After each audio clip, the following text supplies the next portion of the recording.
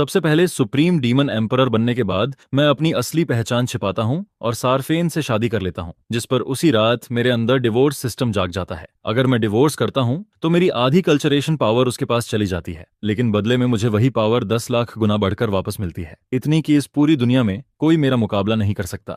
लेकिन जो बात सिस्टम नहीं जानता वह यह है कि मैं पहले ही लगातार लड़ाई और किलिंग से थक चुका हूँ। अब मैं सिर्फ एक शांत और आम जिंदगी जीना चाहता हूँ। इसके बाद 1000 साल गुजर जाते हैं, मेरे 2 बेटियां और एक बेटा होता है और जिंदगी पूरी तरह खुशहाल फील होती है।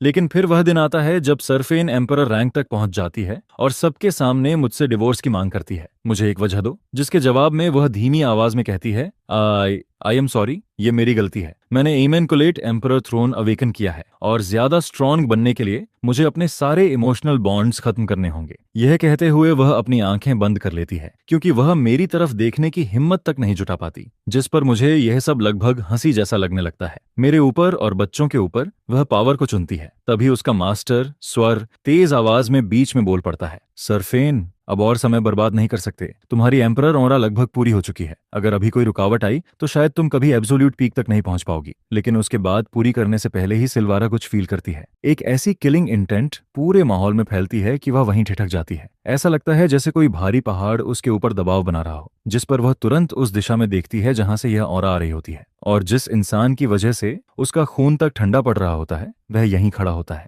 वह मैं हूं, एक ऐसा आदमी जिसने अभी तक एम्परर रैंक भी हासिल नहीं की है। उसी समय साराफीन आगे बढ़ती है और लगभग गिड़गिड़ाते हुए कहती है, प्लीज, मैं तुमसे विनती करती हूँ, इतने साल हमने साथ बिताए हैं, बस मुझे जाने दो। जिस पर मैं उसकी आंखों में सीधा देखता हूँ और अपनी विल सीधे उसकी सोल में भेज देता हूँ। बताओ, क्या कोई तुम्हें मजबूर कर रहा है? यह उसके लिए सच बोलने का आखिरी मौका होता है। सारफेन पूरी तरह शॉक हो जाती है। उसके दिमाग में सिर्फ एक ही ख्याल आता है, उसने grand emperor realm break through कर लिया है, क्योंकि उससे कहीं ज्यादा ताकतवर इंसान ही उसकी सोल सी में इस तरह अपनी विल घुसा सकता है। वह अविश्वास से अपने पति को देखती है, लेकिन अगले ही पल उसकी आंखें फिर से मजबूत हो जाती हैं। कोई नहीं, आई एम सॉरी। यह सुनते ही मेरा चेहरा बर्फ की तरह ठंडा हो जाता है। तो फिर मैं तुम्हें शुभकामनाएं देता हूं। इसके बाद मैं अपना हाथ उठाता हूं और हेवेंस बॉन्ड मार्क, जो हमारे बॉन्डेड पार्टनर्स बनने के समय बना था, टुकड़ों में टूट जाता है। तभी सिस्टम की आवाज सुनाई देती है, congratulations player, divorce complete. Sherfane की कल्चरेशन पावर तुम्हारे मुकाबले लगभग ना के बराबर है। तुम्हारी करीब आधी पावर अब उसके पास ट्रांसफर हो रही है और अगले ही पल मेरी आधी कल्चरेशन पावर गायब हो जाती है, जिस पर सरफेन सीधे ग्रैंड एम्परर रियलम के फर्स्ट स्टेज से थर्ड सब स्टेज तक पहुंच जाती है। यह देखकर सिल्वारा का मुंह खुला का खुला रह जाता है। इनक्रेडिबल, यह सच में इनक्रेडिबल है। हाँ, इमैकुलेट एम्परर थ्रोन वास्तव में सारे बॉन्ड्स काटने की मांग करता है। यह डिवोर्स बिल्कुल सही फैसला था। तभी सिस्टम फिर से बोलता है, million fold culturation return successful. हालांकि प्लेयर की आधी कल्चरेशन पावर का 10 लाख गुना इस दुनिया की क्षमता से कहीं ज्यादा है, इसलिए इसे फिलहाल प्लेयर की सोल सी में स्टोर किया जाएगा। जब भी जरूरत हो, जितनी चाहो उतनी पावर ड्रॉ कर सकते हो। फ्रेंडली रिमाइंडर, यह दुनिया प्लेयर की पूरी पावर रिलीज होने को हैंडल नहीं कर सकती। अगर पूरी पावर एक साथ रिलीज हुई तो रियलिटी तक फट सकती है, इसलिए सावधान रहिए। गलती से भी इस ग्रह के हर लिविंग बीइंग को खत्म मत कर दीजिएगा। मैं सिस्टम नोटिफिकेशन को देखता हूँ, लेकिन मुझे जरा भी खुशी महसूस नहीं होती, क्योंकि मेरे सामने एक बच्चा रो रहा होता है और दूसरा पूरी तरह खामोश खड़ा होता है। डैड, क्या आप लोग सच में अलग हो रहे हो? जिस पर मैं धीरे से मोची के माथे पर हाथ फेरता हूँ। मोची, मत रो, मैं वादा करता हूँ डैड हमेशा तुमसे प्यार करेगा। अब मेरे अंदर बची हुई सारी गर्माहट सिर्फ मेरे बच्चों के लिए होती है। वहीं दूसरी तरफ सैराफीन जानती है कि इमैकुलेट एम्परर थ्रोन सिर्फ रोमांटिक बॉन्ड्स खत्म करने की मांग करता है, इसलिए वह बच्चों को अपने पास रखना चाहती है। किड्स, मैंने पहले भी तुमसे पूछा था, क्या तुमने फैसला कर लिया है? तुम मेरे साथ रहोगे या अपने फादर के साथ जाओगे? यह सुनकर LRA अपनी मुट्ठी इतनी जोर से भींच लेती है कि उसकी उंगलियां सफेद पड़ जाती हैं, लेकिन कोई भी बच्चा तुरंत जवाब नहीं देता।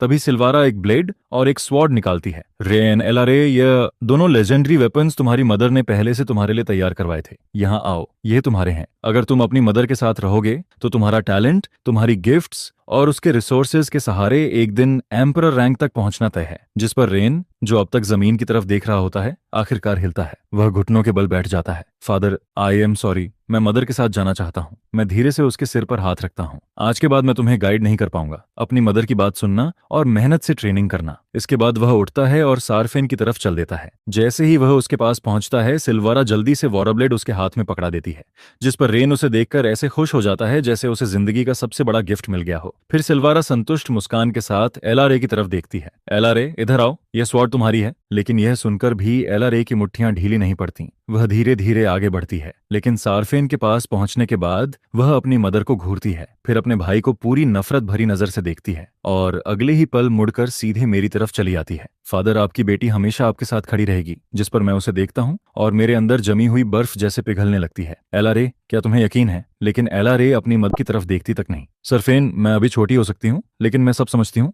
जिस पर सरफेन समझाने की कोशिश करती है। एलआरए, तुम अभी छोटी हो, तुम्हें पूरी स्थिति समझ नहीं आ रही। अपने फ्यूचर के बारे में सोचो। अगर तुम अपने फादर के साथ गई तो कभी एम्परर रैंक तक नहीं पहुंच पाओगी। लेकिन एलआरए बिना हिचकिचाए जवाब देती है, तुम लोगों के बिना भी मैं खुद एम्परर रैंक तक पहुंच जाऊंगी। जैसे ही रेन कुछ बोलने की कोशिश करता है, एलआरए उसे बीच में ही रोक देती है। एक शब्द भी मत बोलो। अगर तुमने एक और बात कही तो मेरा कोई भाई नहीं रहेगा। वह पूरी तरह जानती है कि वह क्या कर रही है, क्योंकि एक ऐसी मदर के मुकाबले जो हमेशा ट्रेनिंग में व्यस्त रही, उसके फादर का प्यार कभी एक भी चीज मिस नहीं करता। यह सुनकर रेन सिर झुका लेता है, लेकिन अंदर ही अंदर वह सोचता है कि उसकी बहन इमोशन में बहकर गलत फैसला ले रही है। उसे यकीन होता है कि उनकी मदर के रिसोर्सेज के बिना वे दोनों अपनी जनरेशन के टॉप प्रोडिजीज कभी नहीं बन पाते। उधर आसपास खड़े लोग भी आपस में बातें करने लगते हैं। सरफेन सीधे late stage grand emperor realm तक पहुंच गई है। इतना टैलेंट होने का मतलब है कि वह सेलेस्टियल रेल्म की सबसे ताकतवर लोगों में से एक बनेगी। उसका साथ छोड़ना उस लड़की की जिंदगी की सबसे बड़ी गलती होगी। लेकिन सैराफीन समझ जाती है कि एलआरए अपना फैसला कर चुकी है, जिस पर वह अपनी छोटी बेटी की तरफ मुड़ती है। मोची,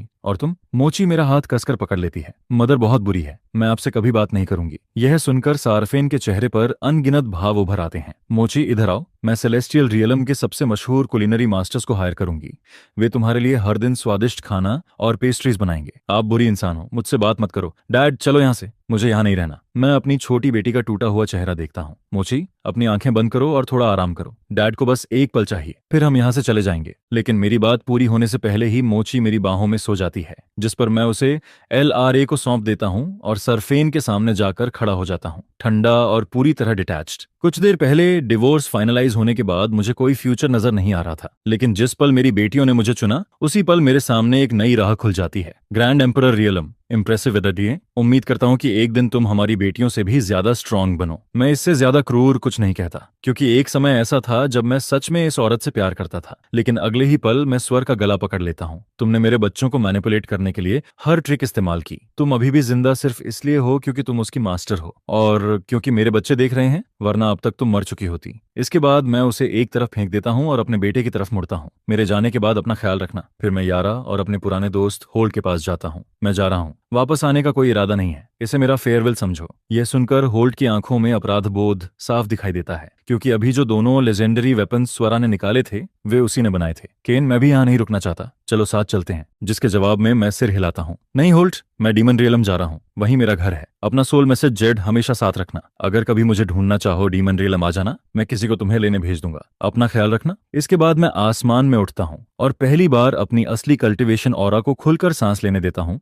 फिर अपनी दोनों बेटियों को साथ लेकर आसमान में दूर निकल जाता हूँ। यह देखकर पूरा क्राउड जम जाता है। वह डीमन रियलम का इंसान है, और सिर्फ डीमन रियलम का नहीं, बल्कि पीक ग्रैंड एम्परर रियलम का एक्सपर्ट है। फिर भी वह इतने सालों से सेलेस्टियल रियलम में रह रहा था, किसी को पता कैसे नहीं चला? यह सुनकर सार्फिन की आंखें फैल जाती हैं। उसे एहसास होता है कि वह पूरे 1000 साल तक धोखे में रही। तभी स्वर बोल पड़ती है। सरफेन, वह आदमी डीमन रियलम से है। तुमने उसे छोड़कर बिल्कुल सही किया। जिस पल उसने तुम्हें late stage grand emperor realm में पहुंचते देखा, उसका ईगो टूट गया, और जब तुम पीक रियलम तक पहुंच जाओगी, तुम्हारी पावर उसे पूरी तरह कुचल देगी। जिस पर सार्फिन हल्का सा सिर हिलाती है। अब उसका टैलेंट उस स्तर तक पहुंच चुका होता है जहां वह डीमन रियलम के पिछले 10 करोड़ सालों में पैदा हुए सबसे ताकतवर डीमन एम्परर के बराबर खड़ी हो सकती है। इसके बाद करीब आधे घंटे बाद मैं अपनी दोनों बेटियों के साथ सेलेस्टियल रियलम और डीमन रियलम की बॉर्डर लाइन पर खड़ा होता हूँ। लरा, मोची, हमारे सामने डीमन रियलम है, क्या तुम दोनों डर रही हो? जिसके जवाब में लरा तुरंत कहती है, डैड हमारे साथ हैं तो हमें किसी चीज से डर नहीं लगता। और फिर मोची भी जल्दी से सिर हिलाती है। बिल्कुल सही,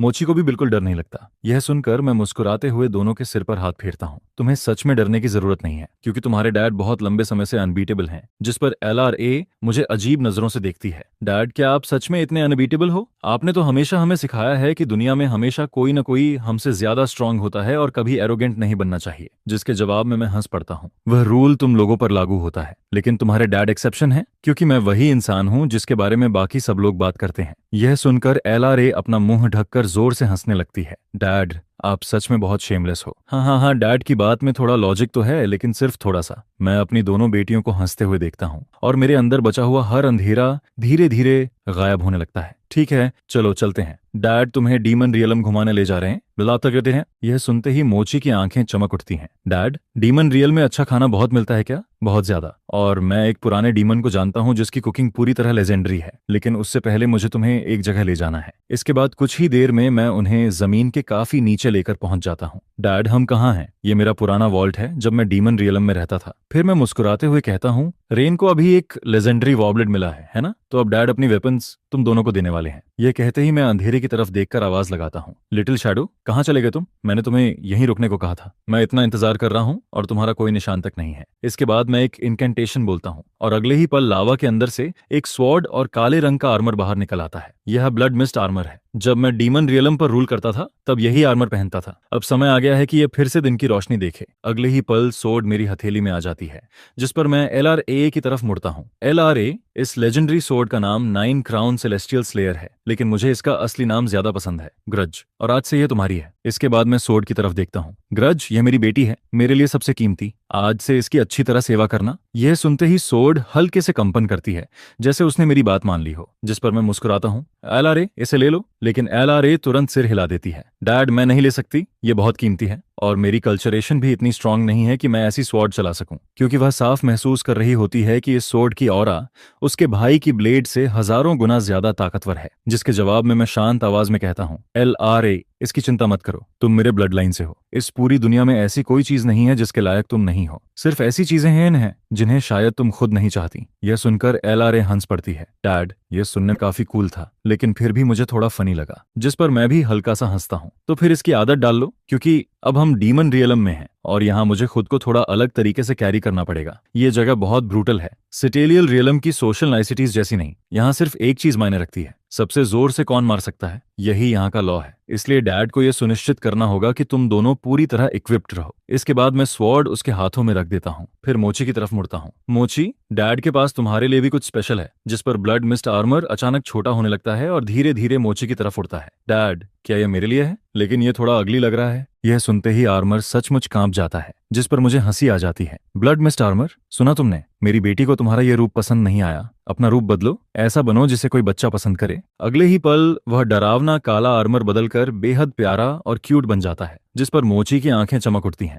मैं आर्मर को थम्स अप देता हूँ। मोची, अब पसंद आया? मुझे बहुत पसंद आया, सच में बहुत ज्यादा अच्छा है। अब इसका नया नाम रखो। तुम इससे बात कर सकती हो, इसका कलर बदल सकती हो, इसे इनविजिबल कर सकती हो, छोटा या बड़ा कर सकती हो, जो चाहो कर सकती हो। यह सुनकर मोची हैरान रह जाती है। वाओ, ये इतना सब कर सकता है? ठीक है, मुझे नाम सोचने दो। वह अपनी उंगली मुंह में दबाकर सोचने लगती है और फिर अचानक खुश होकर बोलती है, मिल गया, मैं इसका नाम डोनट रखूंगी। जैसे ही यह नाम रखा जाता है, ब्लड मिस्ट आर्मर ऐसा रिएक्ट करता है जैसे उसकी आत्मा को चोट पहुंच गई हो, जिस पर मैं हंसते हुए उसे थपथपाता हूँ। सुना तुमने? आज से तुम्हारा नाम डोनट है। आर्मर तुरंत सहमति में हिलने लगता है यह भी मान गया। वहीं दूसरी तरफ LRA पूरी तरह चुप हो जाती है। इसके बाद मैं लावा के अंदर हाथ डालकर कई डीमन क्रिस्टल्स निकालता हूँ जो कल्चरेशन के लिए इस्तेमाल होते हैं। लेकिन वॉल्ट छोड़ने से पहले भी मैं सोचता रहता हूँ कि आखिर लिटिल शैडो गया कहाँ। मैंने उसे इस वॉल्ट की रक्षा करने का आदेश दिया था और मेरा इरादा था कि वह मेरी बेटियों की सुरक्षा भी करे, लेकिन उसका कहीं कोई निशान नहीं मिलता। इसके बाद हम अंडरग्राउंड वॉल्ट छोड़ देते हैं और मैं अपनी बेटियों को शैडो वेल सिटी लेकर पहुंचता हूं।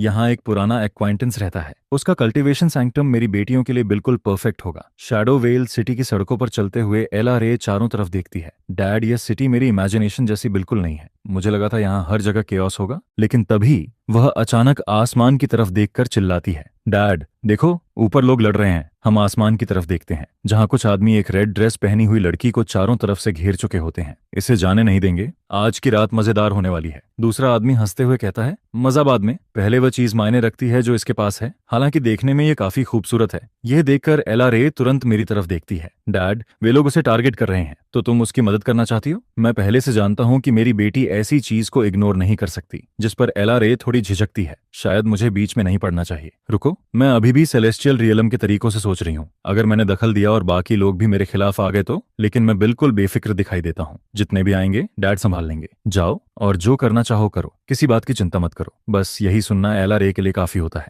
डैड, मैं जा रही हूँ, जाओ और अपनी नई स्वॉर्ड को अच्छे से टेस्ट भी कर लेना। अगले ही पल LRA बिजली की तरह गायब हो जाती है और रेड ड्रेस वाली लड़की के पास पहुंच जाती है। मैं तुम्हारी मदद करती हूँ, यह कहते हुए वह स्वॉर्ड घुमाती है और सिर्फ एक फ्लैश में एक अटैकर की मौत हो जाती है। यह देखकर बाकी चारों आदमी तुरंत सतर्क हो जाते हैं, खासकर तब जब वे LRA के हाथ में मौजूद स्वॉर्ड को देखते हैं। उधर रेड ड्रेस वाली लड़की की उम्मीद फिर से टूटने लगती है। एक पल पहले उसे राहत मिली थी, लेकिन अब उसे लगता है कि कोई भी मदद मुफ्त में नहीं आती। वहीं दूसरी तरफ LRA अपनी स्वॉर्ड को देखकर शॉक रह जाती है। ये उसके भाई के वेपन की ही कैटेगरी की स्वॉर्ड है, लेकिन सिर्फ एक कैजुअल स्विंग ने किसी की जान ले ली। तभी कोई जोर से चिल्लाता है, सब लोग सुनो, सेलेस्टियल रियलम की एक आउटसाइडर डीमन रियलम में घुस आई है और इसने हमारे लोगों में से एक को मार दिया। इसके पास 10th टियर सोर्ड है, इसे मिलकर मार गिराओ। जो इसे मारेगा सोर्ड उसी की होगी। यह सुनते ही चारों दिशाओं से डीमन रेल्म फाइटर्स टूट पड़ते हैं, लेकिन LRA बिल्कुल शांत रहती है और मुझे सोल मैसेज भेजती है, रेडी? जिसके जवाब में मैं मुस्कुराता हूँ। जितनी ताकत से चाहो अटैक करो, मुझे उसकी सुरक्षा की बिल्कुल चिंता नहीं होती, क्योंकि यहाँ मौजूद हर चीज मेरे कंट्रोल में होती है। जिस पर LRA पूरी ताकत से भीड़ के बीच टूट पड़ती है और रेड ड्रेस वाली लड़की को लोग लगभग भूल ही जाते हैं। वह LRA को चारों तरफ से घिरा हुआ देखती है। उसके सामने दो रास्ते होते हैं। अभी भागना सबसे आसान विकल्प है, लेकिन थोड़ी देर सोचने के बाद वह दांत भींचती है और LRA के साथ लड़ने का फैसला कर लेती है, जिस पर वह वापस बैटल में कूद पड़ती है। मैं उसे देखकर हल्का सा सिर हिलाता हूँ। बुरा नहीं, इस लड़की में ऑनर है, कम से कम भागी तो नहीं। लेकिन तभी मुझे कुछ अजीब महसूस होता है। रुको, ये लड़की किसी जानी पहचानी इंसान जैसी क्यों लग रही है? मैं आगे सोच ही रहा होता हूँ कि तभी एक ठंडी और खतरनाक आवाज पूरे आसमान में गूंजती है, 10th टियर स्वॉर्ड, आज का दिन सच में भाग्यशाली है, तुम दोनों इसे मुझे सौंप दो। यह सुनते ही बाकी लोग घबरा जाते हैं। बुरा हो गया, वह सीक्रेट किंग रेल्म कल्टिवेटर है, उसके सामने यह सोर्ड पाना हमारे लिए नामुमकिन है। लेकिन अगले ही पल उस बूढ़े आदमी की नजर मुझ पर पड़ती है और उसकी आवाज गले में अटक जाती है, ग्रैंड एम्परर रेल्म। यह जूनियर अंधा था। सीनियर, आप जारी रखिए, मैं अभी चला जाता हूँ। लेकिन मैं उसे रोक देता हूँ। रुको, मुझे अभी कुछ सेकंड पहले वाला तुम्हारा घमंडी रवैया काफी पसंद आया था। यह सुनते ही वह बूढ़ा आदमी बिना एक पल गनवाए अपनी दोनों भुजाएं खुद तोड़ देता है। मैं गलत था, कृपया दया कीजिए। जिस पर मैं सिर हिलाता हूँ। अच्छा है, कम से कम जरूरत पड़ने पर समझदारी दिखा लेते हो। धन्यवाद सीनियर, मेरी जान बख्शने के लिए। और अगले ही पल वह गायब हो जाता है। फिर मैं आसमान में मौजूद बाकी फाइटर्स की तरफ देखता हूँ। मेरी चिंता मत करो, तुम लोग जारी रखो। यह सुनकर LRA मन ही मन सोचती है, तो ग्रैंड एम्परर रियल फादर होने का एहसास ऐसा होता है। लेकिन उसके आसपास मौजूद फाइटर्स बेवकूफ नहीं होते। वे सभी एक साथ भागने की कोशिश करते हैं, जिस पर मैं सिर्फ अपना हाथ उठाता हूँ और अगले ही पल एक कंटेनमेंट बैरियर पूरे आसमान को सील कर देता है। नहीं, वे पूरी ताकत से बैरियर पर अटैक करते हैं, लेकिन बैरियर हल्का सा भी नहीं हिलता, जिस पर LRA और रेड ड्रेस वाली लड़की तुरंत अटैक शुरू कर देती हैं। और सिर्फ 2.5 मिनट बाद जितने भी फाइटर्स LRA पर टूट पड़े थे, उन सभी की लाशें जमीन पर बिखरी पड़ी होती हैं। इसके बाद LRA तेजी से मेरे पास लौट आती है। डैड, ये स्वॉर्ड मेरे लिए बिल्कुल परफेक्ट है। जिस पर मैं हल्का सा सिर हिलाता हूँ। लेकिन उसी समय मेरे दिमाग में एक और बात चल रही होती है। मुझे इसके लिए सही कल्चरेशन टेक्निक ढूंढनी होगी और इसकी पुरानी फाउंडेशन को डेमोनिक एसेंस में बदलना होगा, क्योंकि डेमन रियलम में सेलेस्टियल रियलम की टेक्निक्स इस्तेमाल करना जरूरत से ज्यादा अटेंशन खींचता है। लेकिन तभी वॉइड के अंदर से एक ठंडी आवाज सुनाई देती है। मैंने बहुत दूर से 10th टियर स्वॉर्ड की ऑरा महसूस की थी। पहले लगा शायद मेरा अंदाजा गलत है, लेकिन लगता है मैं सही था। हाँ, आज की यात्रा बेकार नहीं गई। यह सुनते ही मेरे दिमाग में एक पुराना नाम उभर आता है, रेवेनेंट सेक्ट, और उसके साथ एक पुरानी याद भी सामने आ जाती है। मैंने इस सेक्ट के हर ग्रैंड एम्परर को अपने हाथों से खत्म किया था, लेकिन मुश्किल से 1000 साल बाद ही उन्होंने फिर से एक ग्रैंड एम्परर पैदा कर लिया। मेरे लिए तो टाइमिंग काफी अच्छी है। जिस पर सामने वाला आदमी घमंड से मुस्कुराता है। ऐसा है क्या? अगर मुझे सही याद है तो कुछ देर पहले भी किसी ने यही बात कही थी, और आज तक मुझे समझ नहीं आया कि उसने अचानक अपनी दोनों भुजाएं क्यों तोड़ लीं और जान बचाकर क्यों भाग गया। यह सुनते ही रेवेनेंट सेक्ट का कल्टीवेटर गुस्से से भर जाता है। तुम मौत को बुला रहे हो। रेवेनेंट सेक्ट बहुत लंबे समय से शांत बैठी है। दुनिया हमारी ताकत भूल चुकी है, और आज मैं तुम्हें इस्तेमाल करके पूरी दुनिया को बताऊंगा कि रेवेनेंट सेक्ट फिर से अपने पीक पर लौट आई है। जिस पर मैं मुस्कुराता हूँ। वाह, सिर्फ मेरी सोड ही नहीं चुरानी है, मेरी डायलॉग भी चुराने लगे हो। लगता है रेवेनेंट सेक्ट को अभी कुछ साल और जमीन के नीचे रहना चाहिए। लेकिन मेरी बात पूरी होने से पहले ही अभी तक मुस्कुरा रहा वह कल्टीवेटर अचानक महसूस करता है कि मेरा हाथ उसके गले पर कस चुका है, और चाहे जितनी कोशिश कर ले वह छूट नहीं पाता। नहीं, ये नामुमकिन है। जिस पर मैं शांत आवाज में कहता हूँ, मजेदार बात यह है कि तुम्हारे एंसेस्टर ने भी मरने से पहले यही शब्द कहे थे। लगता है तुम्हारी पूरी ब्लड लाइन बहुत कंसिस्टेंट है। मेरे इतना कहते ही उसके शरीर से भयानक काला धुआं निकलने लगता है और कुछ ही सेकंड में उसका पूरा शरीर काली राख में बदल जाता है। यह देखकर रेड ड्रेस वाली लड़की स्तब्ध रह जाती है। वह क्या था? ऐसी डार्क एनर्जी टेक्नोलॉजी जिसने मिड स्टेज ग्रैंड एम्परर को एक ही पल में खत्म कर दिया, लेकिन मैं उसकी तरफ ध्यान नहीं देता और वापस मोची के पास आ जाता हूँ। मोची, क्या तुम डर गई थी? जिसके जवाब में मोची गर्व से सिर हिलाती है,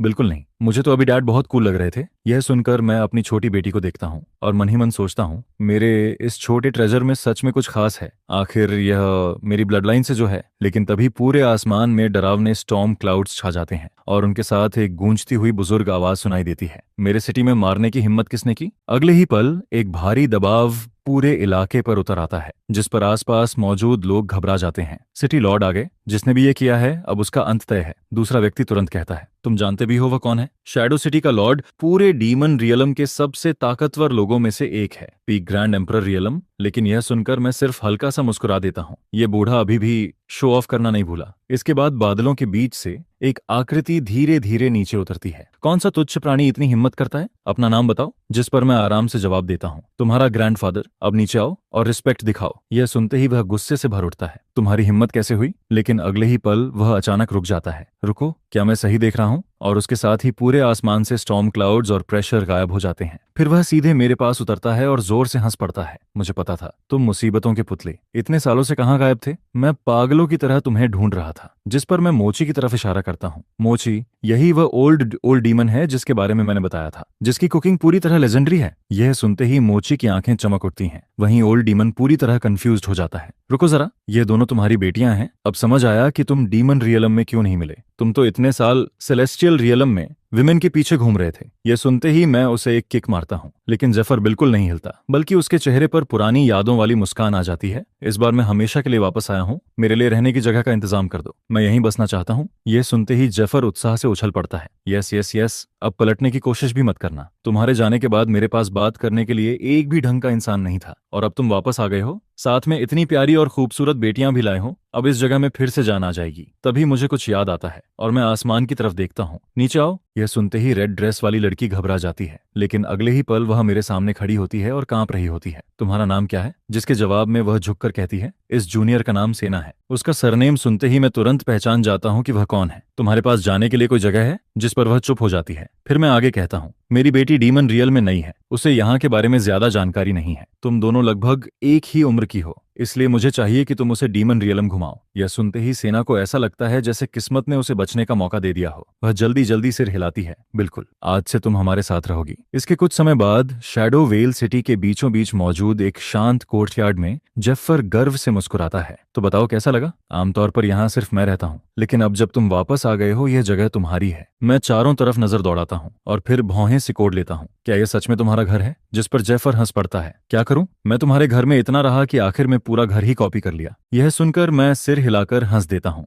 तभी मोची अपना पेट थपथपाती है। डैड, मुझे थोड़ी भूख लगी है। जिस पर मैं जेफर की तरफ देखता हूँ। चलो अब अपना टैलेंट दिखाओ। यह सुनते ही जेफर की आंखें चमक उठती हैं। आखिरकार मेरा मोमेंट आ ही गया। मोची, जेफर अभी इंग्रेडिएंट्स लेकर आता है। अगले ही पल वह गायब हो जाता है और अगले ही सेकंड वापस आसमान में दिखाई देता है। उसके हाथ में एक डीमन बीस्ट होता है जिसका आकार पूरे कोर्टयार्ड जितना बड़ा होता है। उस शाम डिनर के बाद मैं और जेफर साथ बैठकर ड्रिंक कर रहे होते हैं, जिस पर जेफर मुझे घूरते हुए कहता है, यूं स्पेस में मत देखते रहो, बच्चे सो चुके हैं, अब सिर्फ हम दोनों हैं, ड्रिंक करते रहो। मैं धीरे से एक लंबी सांस छोड़ता हूँ, जिस पर जेफर गंभीर हो जाता है। केन, हम एक दूसरे को हजारों नहीं बल्कि दसियों हजार सालों से जानते हैं। मैं पहचान सकता हूँ जब तुम्हारे दिल में कुछ दबा हुआ होता है। तो इन दोनों की मदर तुम्हारे साथ क्यों नहीं आई? मैं उसकी तरफ देखता हूँ, लेकिन कुछ नहीं कहता। यह देखकर वह सिर हिलाता है। ठीक है, भूल जाओ कि मैंने पूछा था। आज सिर्फ ड्रिंक करते हैं, हम दोनों पीते रहते हैं। लेकिन कुछ देर बाद मुझे एहसास होता है कि मुझे यह बात किसी से कहनी होगी। मैं गहरी सांस लेता हूँ। उनकी मदर ने मुझे डिवोर्स दे दिया। यह सुनते ही जेफर पूरी तरह जम जाता है। रुको, कोई वुमन तुम्हें डिवोर्स कैसे दे सकती है? इसके बाद मैं उसे पूरी कहानी बताता हूँ, और जब मैं सब खत्म करता हूँ तो मेरे सीने से एक भारी बोझ उतर जाता है। लेकिन जेफर कुछ देर तक चुप रहता है। फिर वह धीरे से कहता है, उस वुमन से ज्यादा फूलिश कोई नहीं हो सकता। उसे अंदाजा भी नहीं कि उसने क्या खोया है। इसके बाद शराब के असर में जेफर थोड़ा आगे झुकता है। केन, हाइपोथेटिकली पूछ रहा हूँ, शायद हूँ, अगर किसी दिन उसे एहसास हो जाए कि वह गलत थी, तो क्या तुम उसे माफ कर सकते हो? आखिर वह तुम्हारे बच्चों की मदर है। मैं उसकी आंखों में सीधा देखता हूँ। तुम मुझे सबसे बेहतर जानते हो। ये सवाल तुम्हें कभी नहीं पूछना चाहिए था। जिस पर जेफर हल्का सा हंस देता है। ठीक है, मैं हर हाल में तुम्हारे साथ हूँ। फिर अचानक उसके चेहरे पर शरारती मुस्कान आ जाती है। वैसे तुम्हारे और मेरे बीच की बात है। एक लड़की थी जो हर साल तुम्हें ढूंढने यहाँ आती थी, खासकर फ्रॉस्ट। वह पूरे 1000 साल तक डीमन रेल्म में तुम्हें ढूंढती रही, यहाँ तक कि सेलेस्टियल रेल्म भी गई, लेकिन वहां उसने गलती से अपनी डीमन रेल्म आइडेंटिटी उजागर कर दी। फिर ग्रैंड एम्परर्स के एक ग्रुप ने उस पर एम्बुश कर दिया। वह बुरी तरह घायल होकर वापस लौटी और उसे ठीक होने में बहुत समय लगा। वह लड़की सच में तुमसे प्यार करती है। यह सुनकर मेरे दिमाग में एक खास महिला की छवि उभरती है। जिंदा बच गई, यही काफी है। जिस पर जेफर तुरंत बोल पड़ता है, इतनी अच्छी वुमन, उसे एक मौका क्यों नहीं देते? मैं भौहों उठाता हूँ। क्या बात है, फिर से मैचमेकर बनने की कोशिश कर रहे हो? यह सुनते ही जेफर हाथ उठा देता है। ठीक है, मान लो मैंने कुछ नहीं कहा। इसके बाद मैं टॉपिक बदल देता हूँ। मेरी कल्चरेशन टेक्निक मेरी बेटी के लिए सही नहीं है। मैं देखना चाहता हूँ कि तुम्हारी टेक्निक उसके लिए काम करती है या नहीं। जिस पर जेफर तुरंत जवाब देता है, यह तो आसान है। तुम्हारी बेटी मतलब मेरी बेटी। अगर ये टेक्निक काम नहीं करती तो मैं पूरे डीमन रियलम का कोना कोना छान मारूंगा, लेकिन उसके लिए सही टेक्निक जरूर ढूंढूंगा। उधर उसी समय एलआरए के कमरे में,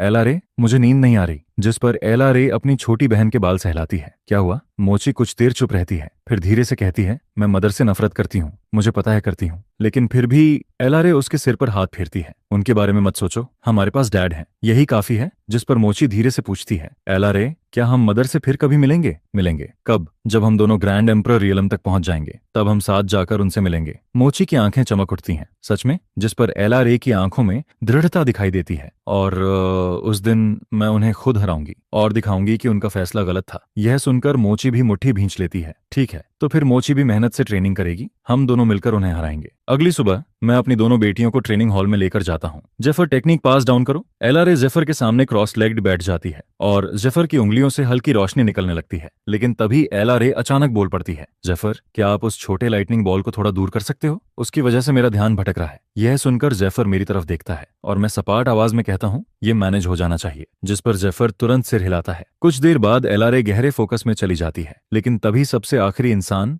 जिससे मैं ऐसी उम्मीद करता, वह मोची होती है, जो कभी ट्रेनिंग में दिलचस्पी नहीं दिखाती। वह अचानक मेरी तरफ देखती है और कहती है, डैड, मैं भी ट्रेनिंग करना चाहती हूँ। मैं उसे हैरानी से देखता हूँ। जिस पर जेफर कहता है, मोची को एक बार ट्राई करने दो, और फिर वह सिर हिलाता है। टेक्निक पास करने के बाद जेफर एक अजीब से एक्सप्रेशन के साथ मेरी तरफ मुड़ता है। एलआरए की सिचुएशन मुझे सच में फ्रॉस्ट की याद दिलाती है। अभी वह उसके लेवल तक नहीं पहुंची है, लेकिन जो साइकोलॉजिकल ब्लॉक है वो बिल्कुल वैसा ही है, और उस चीज के बारे में मैं भी कुछ नहीं कर सकता। जिस पर वह आगे कहता है, तुम्हें पता है, तुमने उस समय फ्रॉस्ट को रिजेक्ट किया था, उसकी वजह भी यही पर्सनैलिटी थी, है ना? और अब तुम्हारी बेटी भी बिल्कुल उसी जैसी है। बस करो। इसके बाद मुझे अचानक कुछ याद आता है। वैसे मैं तुमसे कल एक बात पूछना भूल गया था, क्या इन सालों में तुम्हें लिटिल शैडो कहीं दिखाई दिया है? जिस पर जेफर जवाब देता है, असल में हाँ, क्योंकि उसने मेरा सबसे अच्छा वेपन थंडरसम स्मोक ब्लेड चुरा लिया था। यह सुनते ही मेरा चेहरा लाल पड़ जाता है। और फिर क्या हुआ? फिर कुछ नहीं हुआ। इसके बाद वह सीधे मेरी तरफ उंगली दिखाते हुए कहता है, साफ साफ सुन लो, तुम्हें मेरी थंडरसम स्मोक ब्लेड वापस लानी होगी, और वो बीस्ट तुम्हारा बॉन्डेड क्रिएचर है, लेकिन मुझे नहीं पता कि वह अभी कहाँ है। बॉन्ड का आधा हिस्सा तो मैंने उस समय ही सेवर कर दिया था जब मैं यहाँ से गया था। ये सुनकर जेफर कुछ देर के लिए चुप हो जाता है। करीब 2.5 मिनट बीत जाते हैं, जिस पर एलआरए अपनी आंखें खोलती है। डैड, ये टेक्निक अच्छी लग रही है, लेकिन कुछ थोड़ा अजीब भी फील हो रहा है। मैं समझ नहीं पा रही कि क्या। मैं अपना हाथ उसके सिर पर रखता हूँ और ध्यान से चेक करता हूँ। कुछ देर बाद मैं कहता हूँ, यह टेक्निक तुम्हारे साथ लगभग 90% कंपैटिबल है, लेकिन पूरी तरह नहीं। कोई बात नहीं, डैड तुम्हारे लिए इससे भी बेहतर टेक्निक ढूंढ लेगा। लेकिन तभी एलआरए पूछती है, डैड, मोची जो कर रही है, क्या वो सच में काम कर रहा है? जिस पर जेफर उसकी तरफ देखता है और उसकी आंखें चौड़ी हो जाती हैं। हे भगवान, मैंने अपनी पूरी जिंदगी में किसी को पहली कोशिश में ऐसा रिजल्ट मैनिफेस्ट करते हुए नहीं देखा। डैड, क्या मैं कुछ बहुत इंप्रेसिव कर रही हूँ? हाँ, जब मैंने शुरुआत की थी तब मैं तुम्हारे आसपास भी नहीं था। यह सुनकर मैं तुरंत एलआरए की तरफ मुड़ता हूँ। एलआरए, हिम्मत मत हारना, डैड तुम्हारे लिए बेहतर टेक्निक जरूर ढूंढेगा। जिस पर एलआरए चुपचाप सिर हिला देती है। बाद में कोर्टयार्ड में जेफर मुझे अलग ले जाता है। मुझे सच में लगता है कि तुम्हें एलआरए को फ्रॉस्ट की कल्चरेशन टेक्निक ट्राई करवानी चाहिए। फिर से वही बात, अगर ये सिर्फ मेरी मैच मेकिंग वाली बात नहीं है और दोनों सच में इतने सिमिलर हैं तो शायद वह टेक्निक उसके लिए परफेक्ट मैच हो सकती है।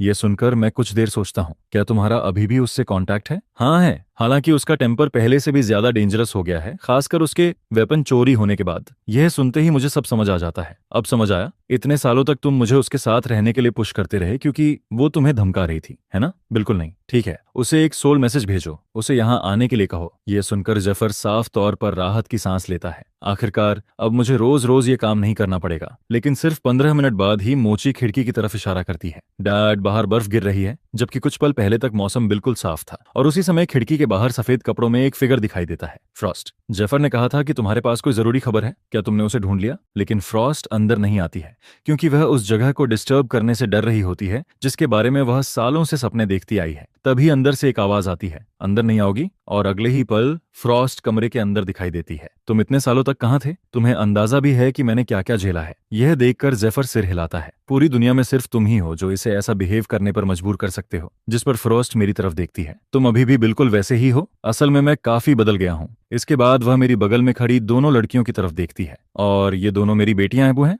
मोची और LRA। इन्हें आंट फ्रॉस्ट कहकर बुलाओ। यह सुनते ही फ्रॉस्ट अचानक खून की एक घूंट उगल देती है और मैं साफ तौर पर चौंक जाता हूँ। मैंने उसका इंट्रोडक्शन इस वजह से करवाया था, लेकिन इतना बड़ा रिएक्शन आएगा ये मैंने भी नहीं सोचा था। कमरे का माहौल अचानक बहुत अजीब हो जाता है। LRA, मोची को लेकर अपने कमरे में जाओ, ठीक है? जिस पर LRA मोची को लेकर वहां से चली जाती है। अब कमरे में सिर्फ हम 3 लोग बचते हैं। जेफर हम दोनों को देखता है। मैं कुछ काम करके आता हूँ, तुम दोनों आराम से बात करो। यह कहकर वह भी निकल जाता है। जिस पर मैं फ्रॉस्ट की तरफ देखता हूँ। तुम ठीक हो? वह अपने होंठों से खून साफ करती है। मैं ठीक हूँ। फिर वह धीरे से पूछती है, तुमने सेलेस्टियल रेल्म में शादी कर ली थी? मैं सिर हिला देता हूँ। दोनों बच्चे बहुत खूबसूरत हैं और बहुत प्यारे भी। आखिर तुम्हारे बच्चे जो हैं। जिस पर जेफर की गैर मौजूदगी में भी वह एक्टिंग जारी रखती है। तो इन बच्चों की माँ कहाँ है? हमारा डिवोर्स हो चुका है। यह सुनते ही फ्रॉस्ट की आंखों में एक्साइटमेंट की चमक भर जाती है। ओह, ये तो बहुत दुख की बात है। लेकिन बड़ी मुश्किल से वह अपनी मुस्कान छुपा पाती है। तो तुम उसके पास वापस नहीं जाओगे? नहीं, टूटा हुआ आईना दोबारा पहले जैसा नहीं बनता। यह सुनकर फ्रॉस्ट तुरंत अपना सिंपैथेटिक मोड ऑन कर लेती है। बिल्कुल सही, एक बार रिलेशनशिप टूट जाए तो वापस पहले जैसा नहीं होता, लेकिन इंसान को आगे बढ़ना पड़ता है। हालांकि अंदर ही अंदर वह सोच रही होती है कि उसे इस बात से कोई फर्क नहीं पड़ता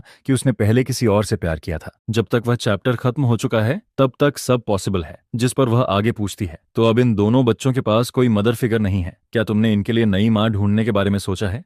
उसके होंठों के कोने हल्के से ऊपर उठते हैं। मैं गहरी सांस छोड़ता हूँ। शायद किसी दिन, लेकिन अभी मेरा किसी भी रोमांटिक चीज में बिल्कुल इंटरेस्ट नहीं है। समझ गई, लेकिन जब भी तुम इनके लिए नई माँ ढूंढने का फैसला करो मुझे बताना। मैं किसी को जानती हूँ जो इसके लिए परफेक्ट होगी। यह सुनकर मैं तुरंत टॉपिक बदल देता हूँ। जिस वजह से मैंने जेफर को तुम्हें बुलाने के लिए कहा था वह कुछ और है। मुझे तुम्हारी मदद चाहिए। हमारे बीच इतनी फॉर्मेलिटीज की जरूरत नहीं है। सीधे बोलो। मेरी बड़ी बेटी को डीमन रियलम की कल्चरेशन टेक्निक चाहिए। मैं ऐसी टेक्निक ढूंढ रहा हूँ जो उसके लिए पूरी तरह सूटेबल हो। मैं देखना चाहता था कि क्या तुम्हारी टेक्निक काम करेगी। इतनी सी बात, मैं अभी उसे टेक्निक दे देती हूँ, फिर देखते हैं। यह सुनकर फ्रॉस्ट समझ जाती है कि यह उसके लिए एक मौका है। अगर वह इन दोनों बच्चों का दिल जीत लेती है तो एक दिन ऐसा आएगा जब मेरे पास उसे स्वीकार करने के अलावा कोई ऑप्शन नहीं बचेगा। कुछ देर बाद फ्रॉस्ट LRA के कमरे में पहुंचती है। अरे वाह, तुम दोनों क्या कर रही हो? मैं डीमन रेल्म के बारे में सीख रही हूँ। जो भी जानना हो आंट फ्रॉस्ट से पूछ लेना। मुझे इस जगह का हर कोना पता है। Thank you aunt Frost. अरे, इसकी जरूरत नहीं है। फिर वह मुस्कुराकर कहती है, वैसे तुम्हारे फादर ने मुझसे कहा था कि मैं तुम्हें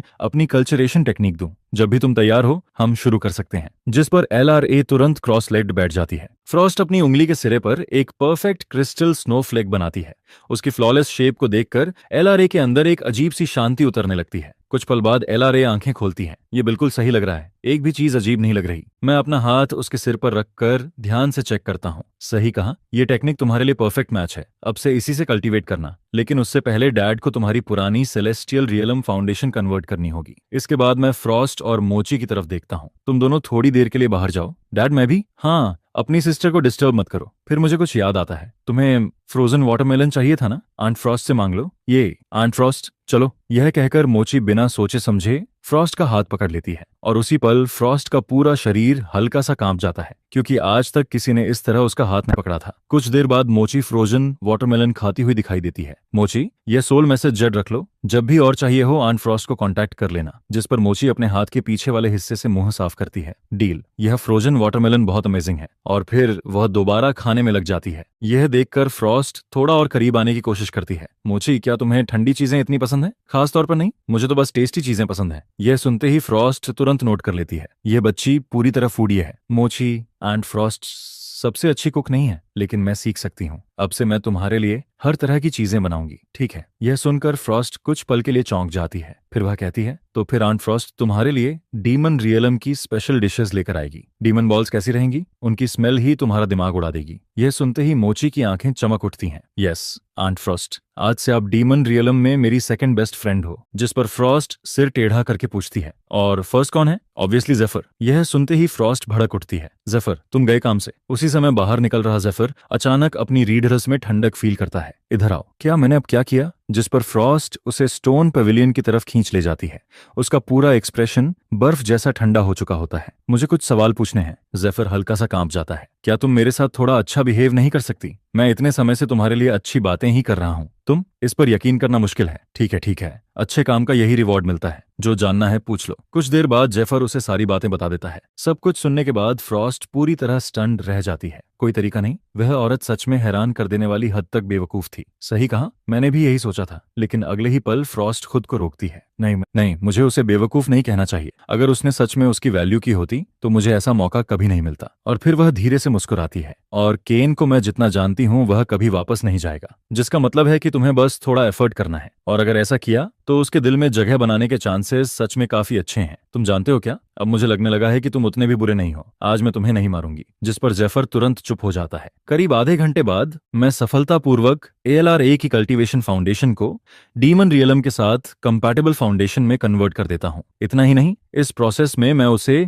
एक पूरा मेजर रियलम भी ऊपर पहुंचा देता हूँ। इसके बाद मैं ALRA को लेकर गार्डन में आता हूँ। वहां पहुंचकर मैं फ्रॉस्ट और मोची को एक साथ हंसते और खेलते हुए देखता हूँ, जिस पर मैं कुछ पल के लिए रुक जाता हूँ। तुम दोनों की तो काफी अच्छी बन गई। जिस पर फ्रॉस्ट हंसते हुए कहती है, वह क्यूट भी है और स्मार्ट भी। ऐसे में मेरी उससे कैसे नहीं बनेगी? फिर वह तुरंत मोची की तरफ देखती है। मोची, जल्दी अपने डैड को बताओ, डीमन रियलम में तुम्हारा नंबर 1 फ्रेंड कौन है? यह सुनकर मैं और LRA एक दूसरे की तरफ देखते हैं। यह औरत सच में काफी खतरनाक है। लेकिन तभी मेरी सोल मैसेज जेड और स्पेशियल स्टोरेज दोनों एक साथ वाइब्रेशन करने लगते हैं। मैं तुरंत उन्हें निकालता हूँ। मैसेज होल्ड का था, जो सेलेस्टियल रियलम में मेरा पुराना दोस्त है। केन, मैं अब यहाँ और नहीं रह सकता। क्या मैं डीमन रियलम आ सकता हूँ? जिस पर मैं पूछता हूँ, होला हुआ क्या है? जब तुम यहाँ से गए तब सबको पता चल गया कि तुम डीमन रियलम से हो। और क्योंकि सब जानते हैं कि हमारी कितनी अच्छी फ्रेंडशिप है, अब लोग कह रहे हैं कि मैंने सेलेस्टियल रियलम को बेट्रे किया है। उनका कहना है कि डीमन रियलम का स्पाई अंदर लाने वाला मैं था। यह सुनकर मैं शांत आवाज में कहता हूँ, उन्हें मैंने जो कहना है कहने दो। तुमने अपना फैसला कर लिया है, सीधे सेलेस्टियल रियलम और डीमन रियलम की बॉर्डर वॉल तक पहुंचो। फिर मुझे मैसेज भेजना, मैं खुद तुम्हें लेने आऊंगा। डील। फिर होल्ट अचानक कुछ याद करता है।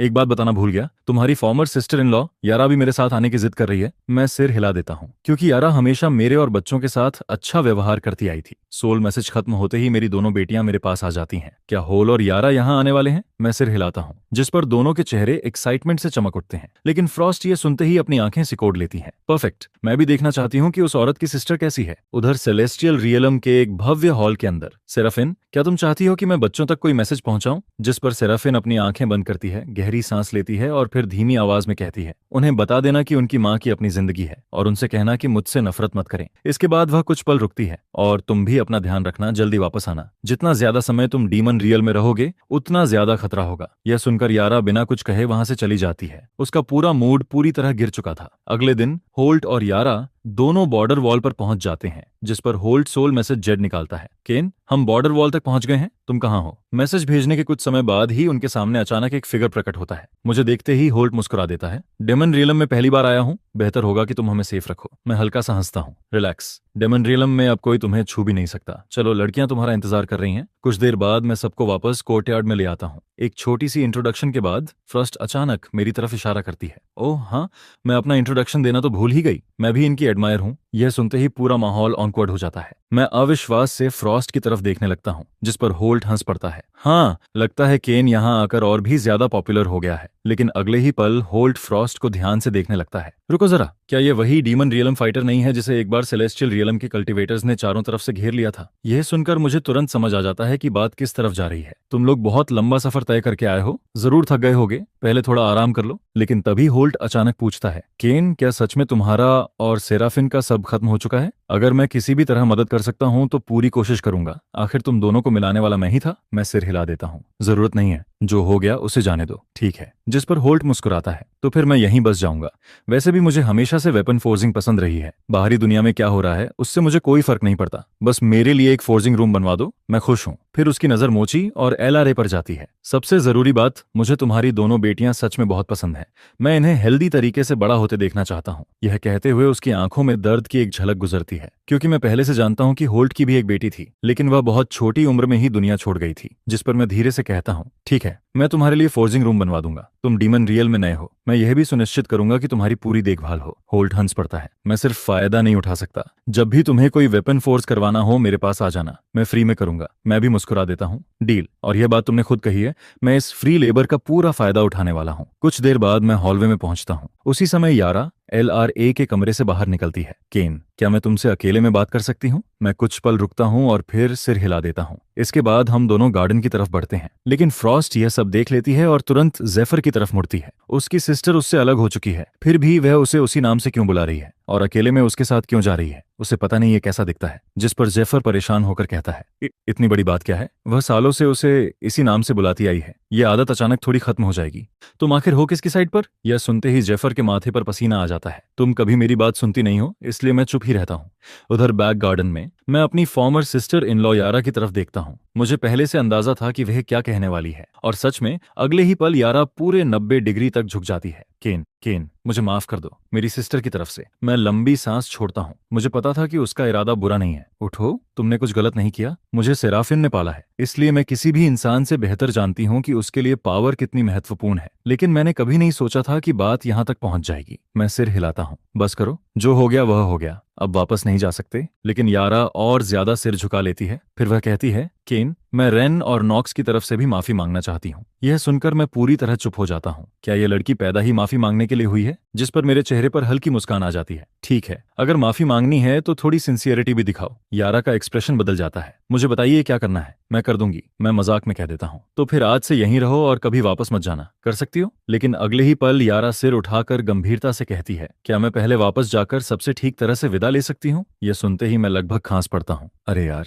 मैं मजाक कर रहा था। माफी स्वीकार है, अब खुश? सच कहूं तो मुझे समझ नहीं आता तुम्हारे साथ क्या किया जाए। लेकिन यह सुनकर यारा थोड़ी डिसअपॉइंटेड दिखाई देती है। मैं ज्यादा देर वहां नहीं रुकता और सीधे कोर्टयार्ड की तरफ लौट जाता हूँ। वहां पहुंचते ही मैं देखता हूँ कि होल्ट अपने हाथ में पकड़े डिवाइन वेपन को घूर रहा था। मुझे देखते ही वह भागकर मेरे पास आता है। ये तुम्हें कहां से मिला? इसके पीछे की फोर्जिंग स्किल और इसमें इस्तेमाल हुई फोर्बिडन टेक्निक्स का लेवल, मैंने अपनी जिंदगी में ऐसा कुछ नहीं देखा। ये बिल्कुल एक्स्ट्रॉर्डनरी है। मैं हल्का सा मुस्कुराता हूँ। सच कहूं तो इसे बनाने वाला तुमसे काफी बेहतर है। अगर तुम चाहो तो मैं उसे तुम्हें सिखाने के लिए मना सकता हूँ। यह सुनते ही होल्ट की आंखें चमक उठती हैं। सच में? इतना स्किल्ड इंसान, वह मुझे सिखाने के लिए तैयार होगा? मैं कंधे उचकाता हूँ। अगर उसने मना किया तो मैं उसे पीट कर मना लूंगा। उस हिस्से की चिंता मत करो। जिस पर होल्ट तुरंत सिर हिलाता है। किसी को पीट कर सिखाने पर मजबूर करना थोड़ा गलत लगता है, और जहां तक मेरा अंदाजा है ऐसी चीज फोर्ज करने वाला कम से कम पीक ग्रैंड एम्परर लेवल का होगा। क्या तुम पक्के तौर पर उसे हरा सकते हो? तभी बगल से जेफर बोल पड़ता है, होल, बस इस पर भरोसा करो। डेमन रियलम में कोई भी केन को मना नहीं करता जब तक कि उसे पिटना पसंद ना हो। यह सुनकर होल्ट और यारा दोनों पूरी तरह स्टंट रह जाते हैं। कुछ देर बाद होल्ट जोर से हंस पड़ता है। बहुत बढ़िया, ऐसे में मैं स्काईफॉल एबिस जाकर कुछ अच्छे मटेरियल्स भी ले आता हूँ। इसके बाद मैं यारा और बाकी लोगों की तरफ इशारा करता हूँ। वैसे जिसने भी अभी तक ग्रैंड एम्परर रियलम हासिल नहीं किया है वह मेरे साथ चले। नीचे एक ऐसी जगह है जो तुम्हारे शरीर को क्लींस कर सकती है। बाद में ग्रैंड एम्परर रियलम में ब्रेक थ्रू करना बहुत आसान हो जाएगा। फिर मैं जेफर की तरफ मुड़ता हूँ। जेफर, तुम्हारे पास क्रेग का सोल मैसेज मार्क होना चाहिए। उसे मैसेज भेजो, उसे यहाँ बुलाओ और कहो कि एक फॉर्जिंग रूम बनाने में मदद करे। बोलना ये मेरी रिक्वेस्ट है। जिस पर जेफर तुरंत सिर हिला देता है। इसके बाद मैं चारों को लेकर वहां से निकल जाता हूँ। कुछ समय बाद जेफर सोल मैसेज जेड निकालता है। हे क्रेग, मैं क्रेग बोल रहा हूँ। और फिर से तुम? बहुत बढ़िया, बाय। रुको रुको, क्या इस बार मैं तुम्हें नहीं बुला रहा हूँ? तो फिर कौन बुला रहा है? और कौन? वही, अभी तुरंत यहाँ उसे फॉर्जिंग से जुड़ी मदद चाहिए। साथ में तुम्हें एक फॉर्जिंग रूम भी बनाना है। क्रेग तुरंत शक भरी आवाज में कहता है, फिर से मुझे बेवकूफ बनाने की कोशिश कर रहे हो? पिछली बार भी तुमने यही कहा था कि वह वापस आ गया है सिर्फ मुझे वहां घसीट कर ले जाने के लिए, और ऊपर से मैंने तुम्हारे लिए वेपन फोर्स भी किया था। तुम्हें लगता है मैं दोबारा इस जाल में फंस जाऊंगा? जिस पर जेफर तुरंत कहता है, इस बार सच में वह वापस आ चुका है।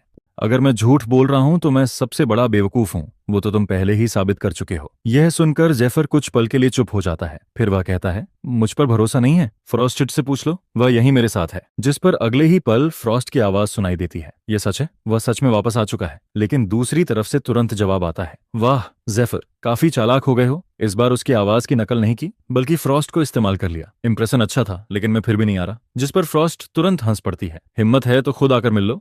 और अगले ही पल कनेक्शन कट जाता है। उधर डीमन रियलम के पूर्वी बंजर इलाके के ऊपर आसमान में खड़ा मैं अपने आसपास के परिचित नजारों को देख रहा होता हूँ। मेरे होंठों पर हल्की मुस्कान आ जाती है। यहीं से सब शुरू हुआ था। यही वह जगह थी जहां मैं पहली बार डीमन रियलम का सबसे ताकतवर इंसान बना था। यहीं मुझे सेलेस्टियल स्लेइंग ब्लैक फ्लेम मिली थी, जो एक ग्रैंड एम्परर को भी एक ही पल में खत्म कर सकती थी। इसके बाद मैं चारों की तरफ मुड़ता हूँ। इस बार मेरा एक्सप्रेशन पूरी तरह गंभीर हो चुका था। अब ध्यान से सुनो, सब लोग मेरे पास ही रहोगे। अंदर और गहराई में जाने के बाद कोई भी मेरी एनर्जी बैरियर से बाहर नहीं जाएगा। वहां की डिमोनिक फ्लेम्स तुम्हें जिंदा निगल जाएंगी। इसके बाद मैं एलआरए को अलग बुलाता हूँ। एलआरए, अपनी छोटी बहन पर नजर रखना, उसे कहीं भागने मत देना। लेकिन इससे पहले कि एलआरए कुछ कहे, मोची तुरंत बोल पड़ती है, चिंता मत करो, मैं बिल्कुल गुड गर्ल बनकर रहूंगी। चारों में से सेना सबसे अच्छी तरह जानती थी कि स्काईफॉल एबिस कितना खतरनाक है। कई पीक ग्रैंड एम्परर्स यहाँ अपनी जान गंवा चुके थे। इसके बाद मैं बिना कुछ कहे चारों को अपनी शक्ति से घेर लेता हूँ, और अगले ही पल हम रोशनी की एक किरण की तरह नीचे की ओर गिरने लगते हैं। दूर से यह देखकर कई लोग हैरान रह जाते हैं।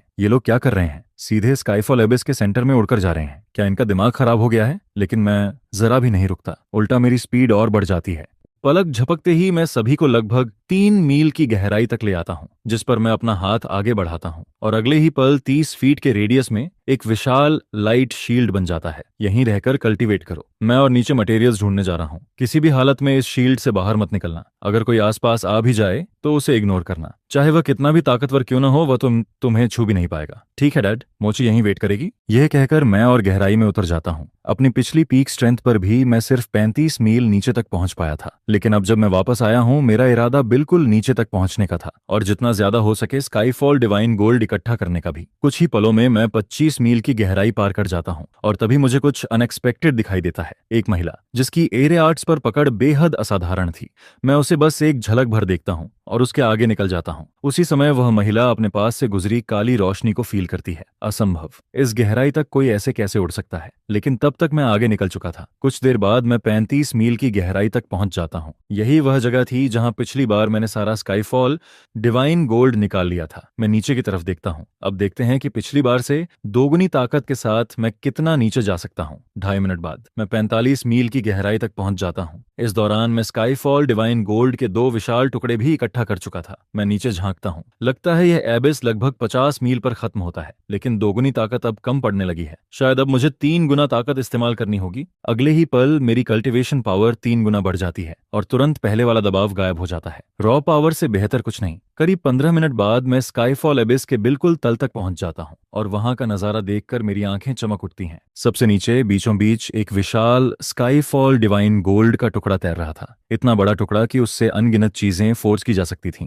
मैं उसके पास पहुंचकर ध्यान से देखने लगता हूं, लेकिन तभी मुझे कुछ अजीब दिखाई देता है। उसके बिल्कुल सेंटर में एक अर्ध पारदर्शी एनर्जी मास धड़क रहा था, मानो उसके अंदर कोई जीवित चीज मौजूद हो। तो इसके अंदर सच में कोई जीवित प्रेजेंस है? और तभी वह एनर्जी मास अचानक मेरे ऊपर एक भयानक फोर्स ब्लास्ट छोड़ देता है। मैं हल्का सा मुस्कुराता हूँ। तो छोटा सा जीव जिंदा भी है और काफी गुस्सैल भी। मैं एक हाथ उठाता हूँ और वह फोर्स ब्लास्ट पल भर में बिखर जाता है। चलो देखते हैं तुम आखिर हो क्या। जिज्ञासा में मैं उसके और करीब जाने लगता हूँ, लेकिन हर कदम के साथ वह एनर्जी मास और ज्यादा शक्ति छोड़ता है, मानो पूरी कोशिश कर रहा हो कि मैं उसके पास न पहुंचूं। काफी जिद्दी हो, लेकिन क्या सच में लगता है कि तुम मुझे नुकसान पहुंचा सकते हो? आखिरकार मैं उसके बिल्कुल सामने पहुंच जाता हूँ और ब्लैक फ्लेम को उसके ऊपर रख देता हूँ, जिस पर वह एनर्जी मास तुरंत शांत हो जाता है। पहले भी जब मैं स्काईफॉल डिवाइन गोल्ड इकट्ठा करता था, तब सेलेस्टियल स्लेइंग ब्लैक फ्लेम से उसे न्यूट्रलाइज करना पड़ता था, लेकिन आज तक मुझे नहीं पता था कि यह चीज आखिर है क्या। इसे साथ ले चलता हूँ, शायद किसी और को इसके बारे में कुछ पता हो। उधर 3 मील नीचे वही महिला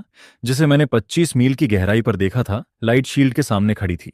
वह उत्सुकता से उसे देख रही थी। यह आखिर है क्या? इतनी कम कल्टीवेशन वाले लोग इसके अंदर जिंदा कैसे हैं? लेकिन तभी उसकी नजर अचानक यारा पर टिक जाती है और अगले ही पल उसकी आंखें चौड़ी हो जाती हैं। रुको, उस लड़की के पास इनेट अरे फिजिक है। चाहे किसी का अरे टैलेंट कितना भी ज्यादा क्यों ना हो, वह इनेट अरे फिजिक की बराबरी नहीं कर सकता। क्या यह शील्ड उसी ने बनाया है? ऐसा टैलेंट अगर स्टूडेंट बन जाए तो वह मेरी सबसे बड़ी लेगेसी होगी। यह सोचकर वह यारा की तरफ बढ़ती है।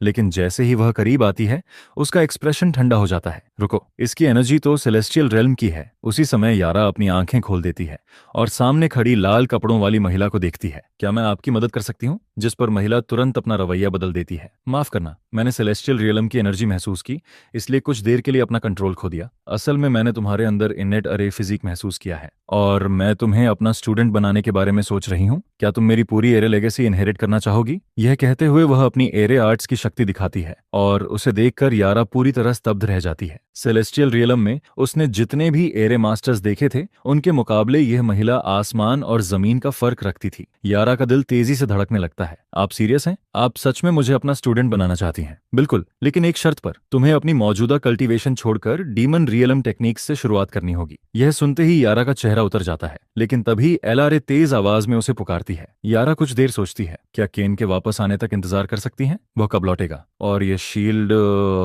क्या तुमने बनाया है? वह किसी काम से गए हैं? जल्दी ही वापस आ जाएंगे। और शील्ड उनकी बनाई हुई है? यह सुनते ही लाल कपड़ों वाली महिला चौंक जाती है। इतना असाधारण अरे उसने अपनी जिंदगी में कभी नहीं देखा था। उसका नाम एम्बर था, डीमन रेल्म की सबसे ताकतवर अरे मास्टर। जिज्ञासा में वह शील्ड को छू लेती है और अगले ही पल एक भयानक शक्ति उसके ऊपर टूट पड़ती है। एम्बर तुरंत अपनी सबसे मजबूत डिफेंस एक्टिवेट कर देती है, लेकिन एम्परर ऑरा के टकराते ही आसमान और जमीन दोनों अंधेरे में डूब जाते हैं। कुछ ही सेकंड में वह अपनी सीमा तक पहुंच जाती है। उसके दिल में पछतावा भर जाता है और तभी उसके पीछे एक फिगर प्रकट होता है। मैं शांत लेकिन ठंडी आवाज में पूछता हूँ, ब्लेड से तुम्हारा क्या रिश्ता है? डेमन रियलम के सबसे बड़े अरे मास्टर, क्या तुम उसकी स्टूडेंट हो? एम्बर अपनी आखिरी बची हुई ताकत से जवाब देती है, नहीं, वह मेरा जूनियर है। जैसे ही यह शब्द उसके मुंह से निकलते हैं सारा दबाव गायब हो जाता है, जिस पर मैं शांत आवाज में कहता हूँ, अगर तुम उसकी सीनियर हो और अभी मैंने तुम्हारे अंदर कोई हॉस्टिलिटी महसूस नहीं की तो मैं तुम्हें जिंदा छोड़ देता हूँ। एम्बर आखिरकार राहत की सांस लेती है, लेकिन जब वह सिर उठाकर मुझे देखती है तो तुरंत जम जाती है। ये वही इंसान है जिसे मैंने 25 मील की गहराई पर देखा था। इसके बाद मैं एलआरए के पास जाता हूँ और उससे पूरी कहानी सुनता हूँ। सब समझने के बाद मैं यारा की तरफ मुड़ता हूँ। अगर तुम इन्हें अपना मास्टर बनाना चाहती हो तो तुम्हें अपनी कल्चरेशन छोड़ने की जरूरत नहीं होगी। मेरे पास एक तरीका है। यारा कुछ देर चुप रहती है। मैं चाहती तो हूँ, लेकिन मैं हमेशा के लिए यहाँ नहीं रह सकती। मैं तुरंत समझ जाता हूँ कि वह असल में किस बात को लेकर परेशान है। अगर तुम सार्फेन और नॉक्स की वजह से रुक रही हो तो रुकना बंद कर दो। सार्फेन के लिए सबसे महत्वपूर्ण चीज पावर है। अगर तुम उसे कहो कि तुम यहाँ और ताकतवर बनना चाहती हो तो वह मान जाएगी। और जहां तक नॉक्स की बात है, उसे मैं छोड़ देता हूँ। हालांकि मेरे मन में एक और वजह भी थी। अगर यारा यहाँ रहती है तो बच्चों का ध्यान रखने वाला एक भरोसेमंद इंसान और मिल जाएगा। कुछ देर सोचने के बाद यारा आखिर कहती है, मुझे थोड़ा सोचने दो, वैसे भी अभी वापस जाने की कोई जल्दी नहीं है। उधर एम्बर एक तरफ खड़ी सब देख रही थी। उसका सिर झुका हुआ था और अंदर ही अंदर वह खौल रही थी। स्टूडेंट तो मैं बनाने आई थी, लेकिन यहाँ कोई मुझसे पूछ तक नहीं रहा। जब एम्बर आखिरकार सिर उठाती है तो वह देखती है कि मैं पहले से उसके सामने खड़ा हूँ। हम शैडो सिटी की तरफ जा रहे हैं, साथ चलोगी? जिस पर एम्बर तुरंत सिर हिलाकर हाँ कहती है। और मेरी राय में तुम्हारी अरे आर्ट्स उस बूढ़े ब्लेड से कहीं ज्यादा पावरफुल हैं। फिर उसने कभी तुम्हारा जिक्र मुझसे क्यों नहीं किया? जिस पर वह हल्की मुस्कान के साथ कहती है, तुम्हें अब तक पता चल ही गया होगा, मेरा जूनियर हमेशा स्पॉटलाइट में रहना पसंद करता है। उसे डर रहता है कि कहीं मैं डीमन रियलम की नंबर 1 अरे मास्टर वाली उसकी पोजीशन न छीन लूं, इसलिए वह मेरे बारे में कभी किसी से कुछ नहीं कहता। इसके बाद वह आगे कहती है, वैसे भी मैं हमेशा अपनी रिसर्च में इतनी बिजी रही कि फेम की कभी परवाह ही नहीं की। यह सुनकर मैं पूरी तरह स्पीलेस रह जाता हूँ। वह बेशर्म बूढ़ा आदमी मेरी सोच से भी ज्यादा खराब निकलता है। आधे घंटे बाद मैं शैडोवेल सिटी के कोर्टयार्ड में वापस पहुंचता हूँ। जैसे ही मेरी नजर क्रेग पर पड़ती है, मेरे चेहरे पर तुरंत मुस्कान आ जाती है। क्रेग, तुम सच में आ गए? जिस पर क्रेग कहता है, सच कहूं तो मुझे अभी तक यकीन नहीं हो रहा। शुक्र है फ्रॉस्ट ने खुद मुझे सोल मैसेज भेजा, वरना मैं ये सब मिस कर देता। फिर जेफिर बोलता है, मैंने इस जिद्दी बूढ़े आदमी को बताया था कि तुम वापस आ गए हो, लेकिन यह किसी भी हालत में यकीन करने को तैयार नहीं था। जिस पर क्रेग पूरी मासूमियत से कहता है, तुम्हें नहीं पता जेफिर कितनी बार झूठ बोल चुका है। मेरे पास कोई और ऑप्शन ही नहीं था। यह सुनकर मैं ऑकवर्ड तरीके से हंस देता हूँ। तभी मोची दौड़ती हुई आती है। डैड, ये कौन है? मैं जवाब देता हूँ, इनका नाम क्रेग है। ये मेरे पुराने दोस्त हैं। तुम इन्हें जो चाहो बुला सकती हो। लेकिन मेरी बात पूरी भी नहीं होती कि मोची सीधे क्रेग की तरफ मुड़कर जोर से चिल्लाती है, ग्रैंडपा क्रेग। जिस पर मैं पूरी तरह चुप हो जाता हूँ, जबकि क्रेग भी बुरी तरह हक्का बक्का रह जाता है। ये तुम्हारी बेटी है? साइड में खड़ी एलरा भी तुरंत बोल पड़ती है। ग्रैंडपा। दोनों का ये डबल अटैक पड़ते ही क्रेग पूरी तरह ढेर हो जाता है। फिर वह जोर से हंसते हुए कहता है, हाँ हाँ हाँ, तुम दोनों कमाल हो। ग्रैंडपा क्रेग को तो ये भी नहीं पता था कि तुम लोग एग्जिस्ट करती हो। मैं तुम्हारे लिए कोई प्रॉपर गिफ्ट नहीं लाया तो इसकी भरपाई कर देता हूँ। इसके बाद वह 2 शानदार स्वॉर्ड निकालता है। ये मेरी सबसे बेहतरीन 10th टियर सोर्ड्स हैं। इन्हें ग्रैंडपा क्रेग की तरफ से वेलकम गिफ्ट समझो। मैं अपनी दोनों बेटियों की तरफ देखता हूँ जो अभी भी हिचकिचा रही होती हैं, जिस पर मैं कहता हूँ ले लो, लेकिन तभी मेरे चेहरे पर शरारती मुस्कान आ जाती है। वैसे एक एक से काम नहीं चलेगा, अच्छी चीजें ज्यादा हों तो और बेहतर होता है ना? वे दोनों ग्रैंडपा भी फ्री में नहीं आए थे, क्यों ना दो और मांग लें ताकि यारा और सेना को भी दे सकें। हाँ हाँ, जितनी चाहो ले लो, तुम्हारे ग्रैंडपा के पास हर चीज की भरमार है, खासकर वेपन्स की। यह सुनते ही मोची और लरा खुशी से बोल उठती हैं, थैंक यू ग्रैंडपा क्रेग, जिस पर क्रेग की मुस्कान और भी चौड़ी हो जाती है। ये देखकर फ्रॉस्ट और जेफर दोनों पूरी तरह स्टंडेड रह जाते हैं। ये वही कंजूस बूढ़ा आदमी है जो आज ऐसा बिहेव कर रहा है। जब मेरी बेटियां अपने नए वेपन्स संभाल लेती हैं, तब मैं क्रेग को एक तरफ ले जाता हूँ। इस बार मैंने तुम्हें यहाँ बुलाने की सबसे बड़ी वजह किसी से मिलवाना है। ये होल है सेलेस्टियल रियलम से मेरा अच्छा दोस्त। क्या तुम दोनों ने बात कर ली? जिस पर क्रेग तुरंत सीधा खड़ा हो जाता है, हमने बस छोटा सा इंट्रोडक्शन किया है। फिर मैं कहता हूँ मुझे तुम्हारी जरूरत है, होल के लिए कुछ आइटम्स फोर्स करो और अपना एक्सपीरियंस भी उसे पास ऑन करो, कोई प्रॉब्लम नहीं। लेकिन तभी उसके दिमाग में कुछ क्लिक करता है। रुको, तुम्हें फॉर्जिंग करवानी है? इसका मतलब तुम्हें फिर से कोई रेयर मटेरियल मिल गया? एक मास्टर फॉर्जर के लिए मिस्टीरियस मटेरियल से ज्यादा एक्साइटिंग और कुछ नहीं होता। जिस पर मैं जवाब देता हूँ इस बार काफी कुछ मिला है, देखो इससे क्या बना सकते हो। यह कहते हुए मैं स्काईफॉल डिवाइन गोल्ड का पूरा ढेर बाहर निकाल देता हूँ। इसे देखते ही क्रेग की आंखें चमक उठती हैं। आज के बाद मैं सिर्फ दुनिया का सबसे महान फॉगर नहीं रहूंगा, मैं इतिहास का सबसे महान फॉगर बन जाऊंगा। ऐसा स्टैंडर्ड जिसे कोई कभी पार नहीं कर पाएगा। जिस पर मैं संतुष्ट होकर सिर हिला देता हूँ। पहले की तरह पहले हिसाब लगाओ कि कितने आइटम्स फोर्स हो सकते हैं, फिर ब्लूप्रिंट्स लेकर आना, उसके बाद मैं चुनूंगा। इसके बाद मैं यारा और एम्बर के पास पहुंचता हूँ। तुम दोनों आराम से बात कर लो। जिस पर सेराफिन गहरी सांस लेकर कहती है, मैं यहाँ हमेशा के लिए रहना चाहती हूँ। स्काईफॉल एबिस में यारा अभी तक फैसला नहीं कर पाई थी, लेकिन एम्बर से बात करने और मोची से 10th टियर स्वॉर्ड मिलने के बाद उसका फैसला पूरी तरह बदल चुका था। दूसरी तरफ सेराफिन गहरी सांस लेकर तुरंत नॉक्स को सोल मैसेज भेजती है, वहां क्या चल रहा है? यारा किसी खतरे में तो नहीं है? जिस पर जवाब आता है, बिल्कुल नहीं, बल्कि इसका उल्टा हुआ है। मुझे एक ऐसा ब्रेक थ्रू मिला है जो मेरी पूरी जिंदगी बदल सकता है। केन की मदद से मैंने इनेट अरे फिजिक अवेकन कर लिया है। ये शब्द सुनते ही नॉक्स, रेन और टो वहां पहुंच जाते हैं। जैसे ही सब लोग इनेट अरे फिजिक का नाम सुनते हैं, पूरा माहौल शांत हो जाता है। क्या तुम सच कह रही हो? इनेट अरे फिजिक, क्या वो सिर्फ लेजेंड्स में मौजूद नहीं था? मैं पूरी तरह श्योर हूँ। जिस पर यारा पूरी कहानी शुरू से आखिर तक उन्हें बताती है। यह सुनते हुए सेराफीन की भौहें और सिकुड़ती जाती हैं। ये सब कुछ जरूरत से ज्यादा कन्वीनियंट लग रहा है, और ये महिला भी उसी इंसान की सीनियर निकलती है जिसे केन जानता है। जिस पर यारा कड़वी मुस्कान के साथ कहती है, ये सब केन की वजह से है, और सच कहूं तो मुझे भी ये बात हाल ही में पता चली। वह कुछ पल रुकती है। किसने सोचा था कि मेरा फॉर्मर ब्रदर इन लॉ वही legendary eternal night demon emperor निकलेगा? जिस ऊंचाई तक पहुंचने के लिए सेराफेन ने पूरी जिंदगी मेहनत की, केन तो उससे भी कहीं ऊपर से अपनी जर्नी शुरू करता है। तभी नोक्स, जो हमेशा केन की बुराई करता आया है, बोल पड़ता है, उसमें इतना खास क्या है? वह डीमन रियलम का सिर्फ एक पीक ग्रैंड एम्परर है। एक दिन सेराफेन उसे पार कर जाएगी, वह इटर्नल नाइट डीमन एम्परर के बराबर खड़ी होगी। यह सुनकर यारा के इमोशंस बेहद कॉम्प्लिकेटेड हो जाते हैं। बेहतर होगा कि वह सच्चाई न बताए, वरना सेराफीन का पूरा विश्वास उसी पल टूट जाएगा। इसलिए वह सिर्फ इतना कहती है, केन यहाँ बेहद पावरफुल है। जिस पर नॉक्स बेचैन होकर कहता है, रुको यारा, क्या उस आदमी ने तुम्हारे दिमाग के साथ कुछ किया है? तुम उस पर इतना भरोसा कैसे कर सकती हो? यह सुनते ही यारा फट पड़ती है। मुझे अच्छी तरह पता है केन कैसा इंसान है। साफ सुन लो, अगर तुमने उसके बारे में एक और बुरा शब्द कहा तो मेरा कोई भाई नहीं है। मामला बिगड़ता देखकर सेराफिन तुरंत बीच में बोलती है, यारा शांत हो जाओ, अभी के लिए इसे यहीं छोड़ते हैं, इस बारे में बाद में फिर बात करेंगे। यह कहकर वह सोल मैसेज खत्म कर देती है, लेकिन यारा उसकी सोच समझ जाती है और तुरंत होल को मैसेज भेजती है। सेलेस्टियल रियलम में कुछ गड़बड़ है, लेकिन होल कोई जवाब नहीं देता। जिस पर नॉक्स दांत भींचते हुए कहता है, कुछ न कुछ जरूर गलत है। फिर वह कहता है, रुको मैं दोबारा कोशिश करता हूँ, शायद वह बिजी होगा। तभी पूरे समय चुप बैठा रेन अचानक बोलता है, मॉम,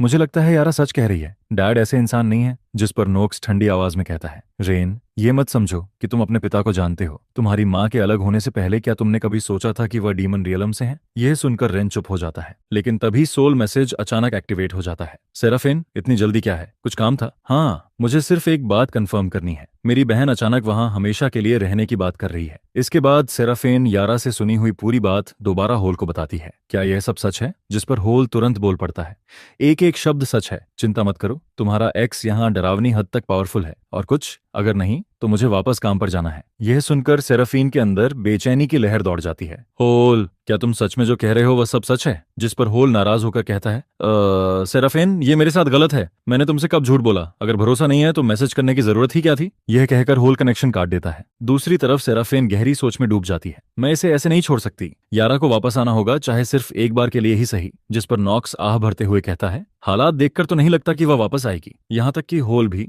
लेकिन सेराफीन उसकी बात बीच में ही काट देती है। सच्चाई जानने का सिर्फ एक तरीका है, उसे वापस बुलाओ और अपनी आंखों से देखो। अगर सब सच निकला तो हम उसे जाने देंगे। करीब 15 मिनट बाद यारा मुझे अकेले ढूंढ लेती है। केन, मैंने फैसला कर लिया है, मैं हमेशा के लिए यहीं रहने वाली हूँ। लेकिन सेराफीन को लगता है कि यह फैसला मेरा अपना नहीं है, इसलिए मुझे एक बार वापस जाना होगा। जिस पर मैं सिर हिलाता हूँ। यारा, तुम्हारा यहाँ रहना सबसे अच्छा आउटकम होगा। जाओ, तुम कब निकलना चाहती हो? अभी। मैं सिर हिलाता हूँ और एक ही वॉइड स्टेप में उसे डीमन रेल्म और सेलेस्टियल रेल्म की सीमा तक ले जाता हूँ। केन, यहाँ तक काफी है। ठीक है, जब सब खत्म हो जाए तो मुझे सोल मैसेज भेज देना। इसके बाद हम दोनों अलग अलग दिशाओं में चले जाते हैं। 1 घंटे बाद यारा अपनी बहन के सामने पहुंचती है, लेकिन वहां पहुंचकर वह देखती है कि हॉल में 2 अजनबी पहले से खड़े हैं।